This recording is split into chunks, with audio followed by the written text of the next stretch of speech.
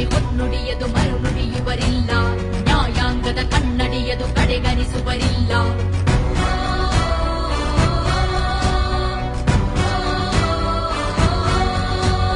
ನೀನೆನೆದರೆ ಕಗ್ಗಲ್ಲದು ಬಂಗಾರವು ತಾನಿ, ನಿನ್ ಹಸ್ತದಿ ಪಡೆದವರಿಗೆ ಸೌಭಾಗ್ಯವು ದಾನಿ. ನರಸಿಂಹ